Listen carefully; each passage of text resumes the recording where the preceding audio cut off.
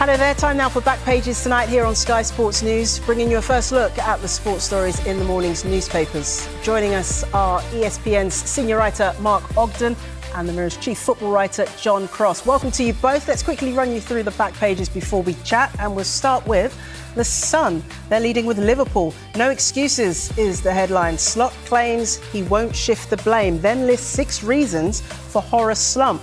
They also feature my favourite picture on the back pages this evening. Haaland, a ghoul machine. The City striker there pictured in a brilliant Joker costume for Halloween. And a little bit on Ruben Amorim as well. I struggled a lot and thought maybe it wasn't meant to be at Man United. In The Guardian, Lioness Raw. Mary Earps reveals why she quit England in some explosive comments ahead of her book being released next week. And in Rugby Union, illegal tactics accusation. Australia deny whinging England's claims. That's ahead of their big clash on Saturday in the autumn internationals. In The Times, possession, they asked. That's so last season. An article there into how the football styles have changed in the 4 divisions in England. And also they feature this: the FA must pay 90% of costs in Paquetá betting saga. The Telegraph Sports section lead with Rugby Union as well as England prepare to face Australia. We're ready for a ruck. Australia plead innocence in illegal tactics row. And of course they're featuring Mary Earps as well. Launches X-rated criticism of Serena Wiegmann.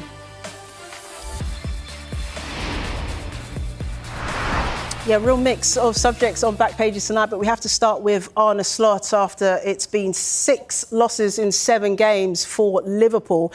And he's almost been quite defensive when he's spoken to the media, hasn't he, Mark? And he's come out, I suppose, quite defiantly again. All the circumstances, though, that he seems to be listing as reasons as to why Liverpool aren't performing, injuries, schedule build-up, that's all things that he would have dealt with last season, and in fact every other team deals with when they're a top club in the Premier League. But does he have a point, or are we missing something here? I mean, I guess last season Liverpool had a lot of things in their favour. Didn't have many injuries. They had Jurgen Klopp's great players, had a fantastic season, Mo Salah, Virgil van Dijk. And I think that Slot obviously played his part in Liverpool in the title last season, but it did go extremely well for Liverpool. But this year it's going the other way, and I think some of the justifications do seem like excuses. You know, the suggestion that they didn't get Alexander Isak quick enough, that Ekitike is not used to the games that they're playing in the Premier League, that injuries have affected them. Well, that happens to every team. And the Isak one in particular, well, you know, I think Alexander Isak knew that Liverpool were keen, and had he trained more often, maybe had he trained with Newcastle, he might have been fit now. He might have been fit to play games, score goals, justify his transfer fee. So, you know, some of their excuses are not valid. Some of the excuses are valid in the sense that, you know, they've had bad luck, but that happens to every team. And I think some of the stuff that he's come out with recently, Arne Slot, is been most unlike him, you know, criticising the tactics used by opponents. He's basically given away the game plan for how to beat Liverpool by saying that they don't like high balls, long balls thrown into the box. So it's been a bit naive in that respect, but I think that it has got some justification. But listen, what he needs now is a win. He can make up all the excuses that he wants. He needs to get a win this week, and he's got some really tough games. Villa at home tomorrow, Real Madrid in the Champions League, and then Man City at the Etihad. So it's a really tough week on the back of a really, really bad run. Yeah, what a tough week it is with those players and staff presumably not knowing how to break this slump. John, I wonder, it's the first time that we've seen Arne Slot in this position because, as Mark said, last season went, on the whole, very smoothly. It's almost the first time we've seen him with this intense negative scrutiny that he's up against, the kind of scrutiny that comes from managing a big club. How well do you think he's handling it? Yeah, I think it's been difficult. I think it's been a really difficult few weeks. And I do think that Mark's right to point to some of the stuff that he's been talking about comes across a little bit disingenuous, I think, you know, talking about long balls, you know, when they lost. against Man United at Anfield, for example. He was talking there about sort of kind of long ball tactics, and they had so many chances. Well, I'll tell you what, Jess, you strikers are supposed to put the ball in the back of the net. That's your own failings, really, isn't it, to be honest? So they've come up short on that. His comments this week did interest me, that I think he was talking, and he sort of kind of repeats it again, about small margins, fine margins between good luck of last season and sort of kind of, having a little bit of bad luck this time. I do think it was a really interesting squad choice this week, wasn't it? Where he basically decided, I'm going to go all in on Aston Villa. I'm going to rest a lot of players for the midweek Carabao Cup game and go, completely looking at Villa, perhaps even focusing Real Madrid as well with that in mind. It's difficult to kind of balance the games. I do feel that this game is so important for Arne Slot and for Liverpool and this season. They've got to turn it around. Villa are in great form. They'll go there in confidence. And that's part of the problem, I think, that basically they had such an aura last season. They were winning. They had the momentum.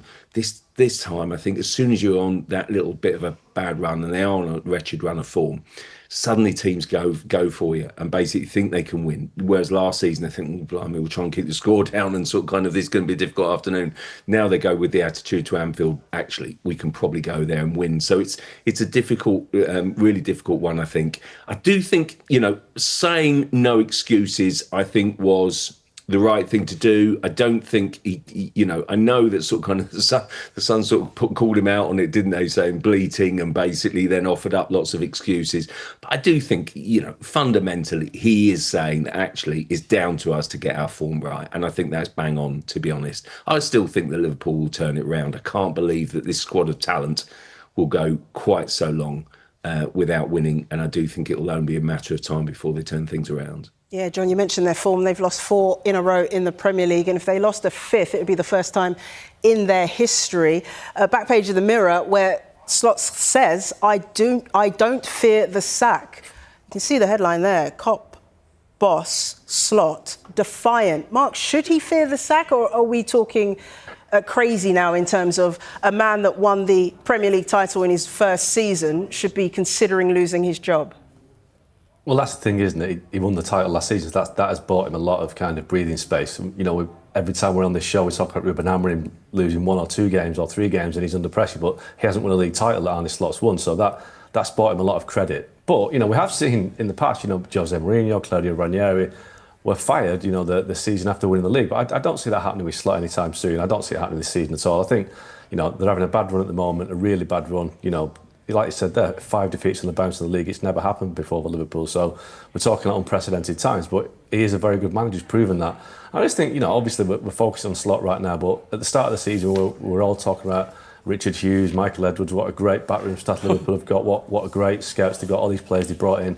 All of a sudden, these great players aren't performing, are they? Did they really need 2 forwards? Did they really need Milos Kerkez at left back? Why didn't he sign a centre half? What's happened to the midfield? That's not all on Arne Slot. You have to look at people upstairs who were getting all the credit at the start of the season, who've now kind of disappeared and letting him take all the flack. So it works both ways. But no, I don't think Arne Slot's under any pressure of being sacked anytime soon. It'd be a crazy decision for Liverpool to even think about that. I'm sure they're not thinking about that. Although we did know that Jurgen Klopp has said this week that he didn't rule out returning, so maybe, who knows? Yeah, we'll watch this space, shall we? And isn't it interesting, gents, how 3 or 4 weeks make such a difference in the Premier League? Because 3 or 4 weeks ago, I would have been asking you these same questions about Slot that I was asking you about Amorim. And he's managed to turn it around fantastically. Back page of The Sun, they focused on Amorim, where he says, I struggled a lot and thought maybe it's not meant to be at Manchester United. It's an incredible turnaround for him and United. 3 wins on the bounce. John, do you feel like he's ridden out the storm, or at least for now? Yeah, I think the latter, Jess, to be honest.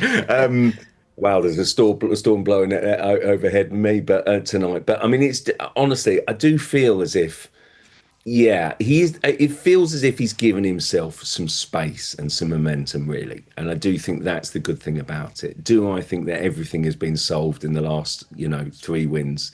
for Manchester United. No, I don't really, to be honest. I mean, blimey, the finish to the Brighton game last week was a bit harum scarum, wasn't it? When Brighton make it 3-2 and you're sort of on the edge of the seat and you're almost back to square one. But look, I do think, I think we all like Amorim, don't we? We all kind of think he's quite a nice personality and want him to succeed, and he's sort of kind of doing things right. And I keep on going back to the fact what a strike force they signed in the summer, and with that strike force, if they can get the balance of the squad and the team right, I still think they've got a great chance of getting into European football next year. I really do, because it's obvious that the basic when the 3 game a week fixtures kick in for a lot of the other teams, United will have time on the training pitch. So I think that will suit them. He was talking about today, wasn't he, about having no regrets, and basically, it's coming up for a year, isn't it? And basically saying, it's the best decision I've ever made, and sort of kind of moving forward with Manchester United. And it feels like finally that he's got that kind of belief and kind of smile and almost a smugness, which I don't mind, which is a good thing, because it shows to the players, it resonates to the players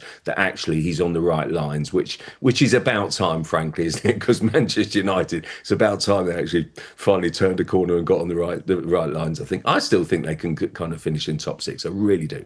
Wow, okay, that's a claim. But it is good to see Amorim smiling and not looking quite as stressed as he has been in recent weeks. Mark, how important has it been that he got that public backing from the hierarchy as well? First by the co-owner, Sir Jim Ratcliffe, and most recently, the director of football, Jason Wilcox, saying that, yes, we will invest money, and we need to invest money and buy the right players to challenge for a top 4 place.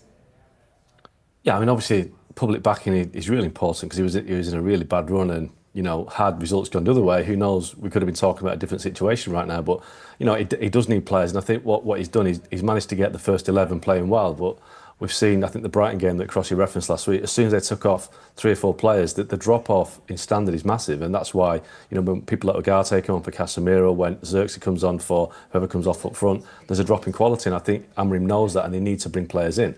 But 1 game a week, if they can get through that and manage to keep players fit. Listen, if they lost Casemiro, if they lost... obviously Mbumo and Ahmad are going to go to the African Cup of Nations in December, so there are kind of bumps in the road ahead. But if you can keep that first 11 fit and playing well, then he's got a chance. But it's going to be hard to keep those players fit, because there is a real problem with the quality beyond that first 11. But at the minute, he's getting the results, and obviously Forest away tomorrow. Forest are in a bit of a bad patch. That Sean Dyche is still trying to assert his authority, and obviously, if they win that's 4 wins, and that kid might be able to get his haircut next week, having said 5 straight wins, isn't it? So, yeah. I think that's the big story, isn't it? I think we're all waiting for that at Tottenham next week. That's what I should have led with. Yeah, you're right. Mark, John, thank you for the moment. We're going to take a quick break. When we come back, we'll look at more of the sports stories in the morning's newspapers, including this in the Mirror. Glass fumes at fixtures. Stay with us. And this in The Guardian, some explosive comments from England's former #1 goalkeeper Mary Earps on why she quit the Lionesses.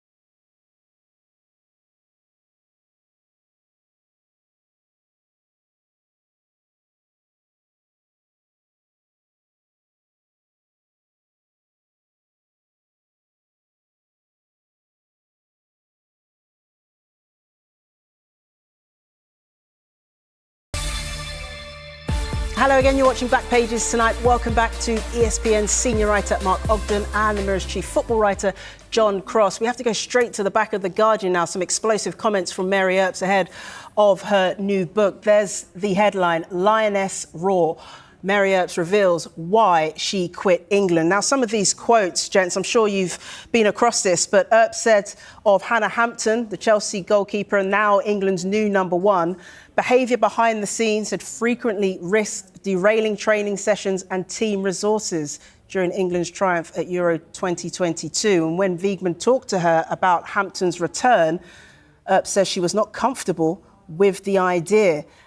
She hasn't held back here, Mark. She's clearly been very upset, very disgruntled about what's happened over the last few years in the England setup, and she says it goes against her moral values. What do you make of what she's had to say, Mary Earps?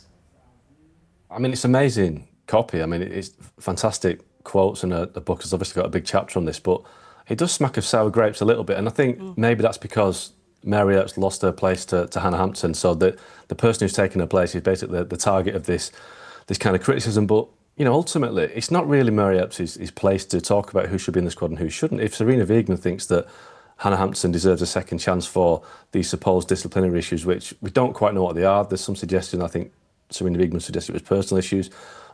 You know, who knows? But if Mary Earps isn't comfortable with it, then she either has to put up with it and fight for a place or pull out of the squad, which is what she did. And she chose to pull out of the squad and miss the Euros. And like I say, Hannah Hampton came in, did really well, you know, ended up winning the Golden Glove, which should have been presented by Mary Earps, I think, but I think Gianluigi Donnarumma presented it on the same stage, which was a bit odd. But it just looks a little bit like Mary Earps is trying to kind of rewrite history a little bit and saying that she wasn't comfortable with it. It's not her place yet. Like I say, it's up to the manager to pick the team and the players, and it's not really the players' place to say who should be in the squad and whether it's a good idea or not. Yeah, back at the Telegraph also covering this story, and they say Earps launches X-rated criticism of Wiegman. And indeed, Mary Earps does say that of Sarina Wiegman, she felt bad behaviour was being rewarded by Wiegman bringing back Hannah Hampton after she had been turned away from the England side, John. I mean, these comments aren't good for an England side that have had so much success and so much positivity around them in the last few years.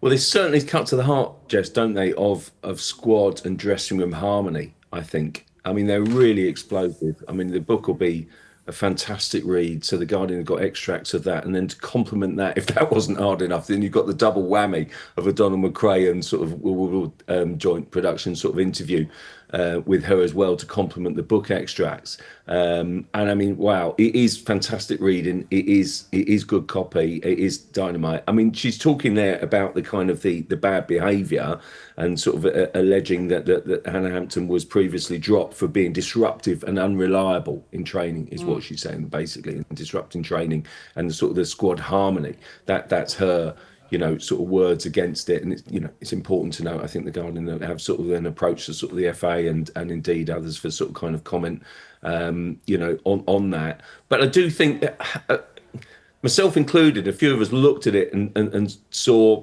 people, you know, withdrawing from squads that they weren't then in, and you began to think, wow, you know, where's this one going? Particularly as, let's not forget, Mary Earps has been a hero in her own right in previous, you know, for England in previous tournaments, and so I don't think we should dismiss that lightly. And frankly, I almost think it's massive credit to Sarina Wiegman, who has then pulled together a squad that had early setbacks, injuries and issues, and then led them, you know, to incredible glory again. I mean, it's remarkable, really, against this backdrop. But listen, it's fantastic copy. It's a huge simmering row. It'll be very interesting to see when sort of kind of, you know, Hannah Hampton comes back on this. But wow, you know, both of them, I'm sure, have a lot to say. But it is really dynamite stuff from Mary Earps. Very good read. Yeah, I should add that the FA and Chelsea have declined to comment so far on these quotes. But, Mark, what would Sarina Wiegman be thinking? What would she be saying?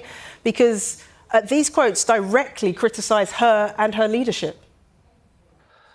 Well, yeah, I suppose Sarina Wiegman would feel that she's justified in leaving. Well, obviously, she didn't leave Mary Earps. Mary Earps chose not to be in the squad. But I think the best result was the end result, wasn't it? That England won the Euros and Hannah Hampton was the number one. So if Serena Wiegman felt that having Hannah Hampton back in the squad was bad news for Mary Earps, then she stuck with it. She could have said, OK, we'll stick with Mary Earps and then leave Hannah Hampton out because she's not comfortable with it. But I just don't think you can pick a squad based on what one player wants. Maybe a couple of players want. But I mean, listen, we know that loads of football teams in the past, probably right now, have had issues with players in the squad. We all know the legendary story of Teddy Sheringham and Andy Cole. Didn't speak for years at Man United, but won a treble together.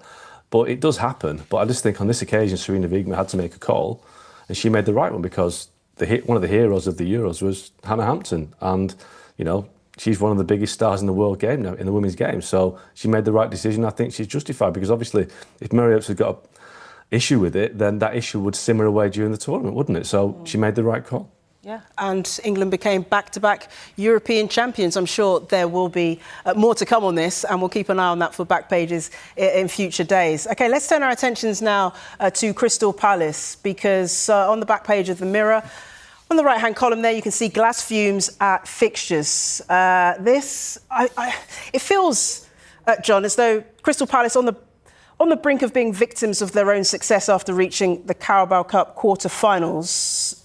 Possibly not confirmed just yet, but there is a possibility that they will play 3 games in 5 days if they can't get that quarter-final against Arsenal moved. Oliver Glasner has called it irresponsible.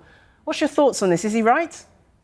I do think he's got a very good point. Yeah, incredibly valid point. I'd be surprised if Arsenal willingly shift that fixture because obviously it's in their interest to keep it on the Tuesday, because Palace will have to juggle between, playing Arsenal and then Man City in the Premier League the previous Sunday. They've got a really busy schedule, haven't they, basically? And then the sort of kind of the Europa thing. So on the Thursday. Look, I do think... I do have sympathy with Palace, but let's not forget here that a lot of clubs were pushing for expanded European competitions, and they also want bigger TV deals, to sort of kind of almost pay the wages and pay the bills, if you like. So I do think you have to balance one against the other. Could it be shifted to the following week? Well, arguably, but then Arsenal would say, well, that's unfair on us, So it gives our opponents sort of a bit of an advantage and a bit sort of leg up over Christmas. So I don't know that you're ever going to please anyone. We knew specifically that teams progressing in this competition would always have a date clash because of this particular week. There was no way around it. It's a tight schedule. It's even tighter this year. We already know that. We're obviously with the Christmas schedule. I have to say the clubs themselves have to take a sort of kind of a degree of blame into that, and basically because obviously they're sort of kind of feeding off the money as well. So I do have sympathy with Palace. I do think it's too many games. But having said that, they knew it, and basically also no one sorted out that infamous deal with the EFL, which arguably might have sorted things out further down the line. We still have a 2-legged semi-final, of course, don't we? So, more for the Premier League, and more for the Premier League teams for not sorting it out sooner. So there's a degree of sympathy, but I think a degree of blame there too. Yeah, this one covered in the back of the eye as well. Glasner slams irresponsible fixture pile up. And Mark, we talk constantly these days, don't we, about player welfare. Is that being taken into consideration here? No, it never really is, to be honest. It's all about fitting the games in. And I think Cross is right to mention the semi-final, the 2-legged semi-final, because, had it been a 1-legged semi-final, then the quarter-finals could have been on the January the 12th slot, which is reserved for the semi-final. You don't need a 2-legged semi-final in a domestic cup competition. It's totally pointless, especially at a busy time of the year. So had the EFL decided to get rid of the second leg of that, they could have had the quarter-final early January, the semi-final in February, and it would have made it a lot easier. But everybody wants to get a game in, so unfortunately Crystal Palace are a victim of that, and hopefully they can move it. But I think Cross is right. Arsenal aren't going to play ball on that one. OK, let's switch our attentions then to rugby. A back page of The Guardian, where Australia deny whinging England's claims, it says. This comes after the Australia captain, Harry Wilson, accuses England of whinging because head coach Steve Borthwick raised concerns about Australia's breakdown tactics. John, what do you make of this? Is it a war of words? Is it mind games? Or is there a genuine concern here? No, sets it up nicely. Okay. I love a war of words. I think it spices it up brilliantly. I'm losing the TV, by the way, to the rugby this weekend, I dominate the football, and basically I lose it to the rugby as well. So, but I really enjoy the rugby, and I can't wait. I think I'm going to enjoy on this, and it's a really good. Yeah, we need something to kind of spice it up. You know, you've also kind of got. I think it's really good. And it's sort of kind of Eric Wilson is then that sort of basically saying, isn't he, that England are whinging. It sort of sets it up nicely. You can feel a little bit simmering discontent there. Steve Borthwick having a bit of a pop back and sort of saying absolutely no chance. Maro Itoje then getting stuck in talking about aggressive behaviour and aggressive tactics. I really like it. I think it's sort of kind of setting it up nicely. So a lot to play for, and basically a lot of pride at stake. The Lions sort of kind of will give England, I think, a bit of confidence that Australia can be beaten, and I think it's a really, really good test. Exciting rugby. Yeah, it really will be. Can't wait for that one. It's been a pleasure, as always, John Cross, Mark Ogden. Thank you for joining us on Back Pages. If you missed any of the show, there's another chance to see Back Pages tonight at hour, as always. And the show is also available as a podcast. Just download Back Pages on Apple, Spotify, or wherever you get your podcasts. Coming next here on Sky Sports News, Arne Slot insists he's happy with his Liverpool squad, doubling down on their playing style and strategy as well, despite losing 4 in a row in the Premier League. More next.